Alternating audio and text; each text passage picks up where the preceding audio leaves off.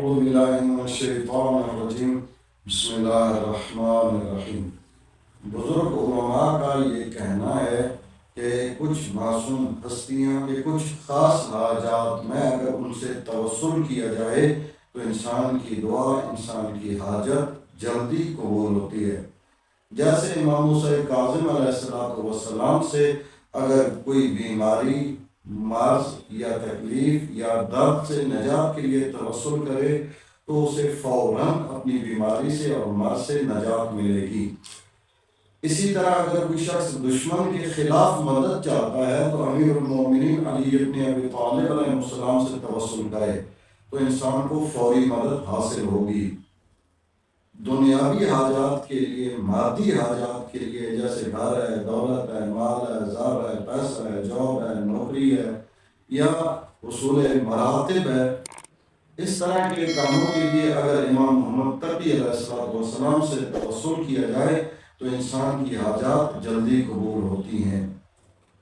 اب اگر کوئی شخص یہ سوال کرے کہ کوئی ایسا عمل، کوئی ایسا وظیفہ، کوئی ایسا ورد کہ جس کے ذریعے انسان کی تمام حاجات پوری ہو جائیں، دنیا کے حوالے سے بھی، آخرت کے حوالے سے بھی، مرض اور بیماری سے نجات کے لیے بھی، دنیا کے معاملات میں کامیابی کے لیے بھی، شادی کے لیے بھی، گھر کے لیے بھی، دولت کے لیے بھی، الغرض انسان کی تمام حاجات کے لیے کوئی ایسا عمل یا کوئی ایسا وظیفہ ہے تو اس کے لیے آپ کی خدمت میں عرض کریں کہ بہترین عمل اور بہترین وسیلہ دعائے توسل ہے کہ جس میں تمام معصومین علیہ السلام سے توسل کیا جاتا ہے۔ اگر آپ بیماری سے نجات چاہتے ہیں تو امام موسیٰ کاظم علیہ السلام سے دعائے توسل میں توسل کریں۔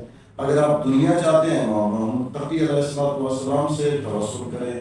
اگر آپ دشمن کے خلاف مدد چاہتے ہیں تو امام علی علیہ السلام سے توسل کریں، یعنی دعائے توسل پڑھیں۔ اس میں تمام حاجات کی قبولیت کے لیے خزانہ موجود ہے۔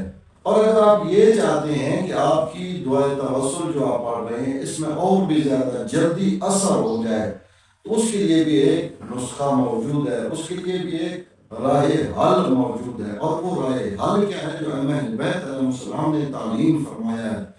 اہل بیت علیہ السلام سے یہ روایات ملتی ہیں کہ جب دنیا والوں کو خدا کی بارگاہ میں دعا کی قبولیت کے لیے کوئی وسیلہ قرار دینا ہوتا ہے تو ہم لوگ اہل بیت علیہ السلام کو اللہ کی بارگاہ میں وسیلہ قرار دیتے ہیں۔ لیکن اگر اہل بیت علیہ السلام اپنی حاجات کے لیے، اپنی دعاؤں کے لیے، اپنی مشکلات کے لیے خدا کی بارگاہ میں وسیلہ قرار دے تو وہ کسے قرار دیتے ہیں؟ اہل بیت علیہ السلام سے بہت ساری روایات موجود ہیں کہ جس میں معصوم فرماتے ہیں کہ جب ہم چاہتے ہیں کہ خدا کی بارگاہ میں ہماری دعا جلدی قبول ہو جائے تو ہم اپنی دادی فاطمہ زہرا سلام اللہ علیہا کا وسیلہ خدا کی بارگاہ میں پیش کرتے ہیں۔ یہ وہ وسیلہ ہے کہ جس وسیلہ کے رد ہونے کا کوئی امکان نہیں ہے۔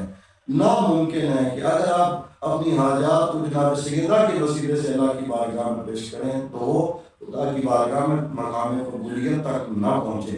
آپ دعائے توسل کی تلاوت کریں، دعائے توسل کو تلاوت کر کے بارگاہ جناب سیدہ سلام اللہ علیہا میں ہدیہ کریں تو آپ کی دعاؤں میں جلدی اثر واقع ہوگا اور آپ کی دعائیں بارگاہ خدا میں جلدی قبول ہوں گی۔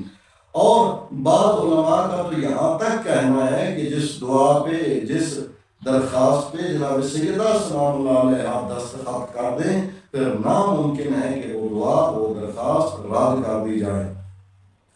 یہ مہینہ ماہ ذی الحج کا ہے اور پھر آگے عید غدیر ہے اور اس کے بعد عید مبارکہ ہے، تو ان ایام سے بھرپور فائدہ اٹھائیں، اپنی دعاؤں کو، اپنی حاجات کو قبولیت کے مقام تک پہنچانے کے لیے دعائے توسل کی تلاوت کریں اور دعائے توسل کی تلاوت کر کے بارگاہ جناب سیدہ فاطمہ زہرا سلام اللہ علیہا میں ہدیہ کریں اور پھر اس کے بعد اللہ سے دعا کریں۔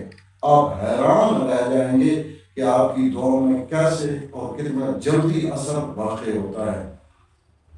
جب آپ دعائے توسل کی تلاوت کر رہے ہوں، بارگاہ خدا میں اپنی حاجات رکھ رہے ہوں تو یاد رکھیے گا امام زمان صلی اللہ علیہ شریف کے دور قنوت میں تعجیل کی دعا سب سے پہلے رکھیے گا۔ اپنا اور اپنے چینل راہ نجف کا خیال رکھیے گا۔ اللہ تعالیٰ سے دعا ہے کہ امام زمان اجل اللہ فرج شریف کے دور قنوت میں تعجیل فرمائیں، تمام مومنین و مومنات کی حفاظت فرمائیں۔ اللہم صلی علی محمد و آل محمد وعجل فرجهم۔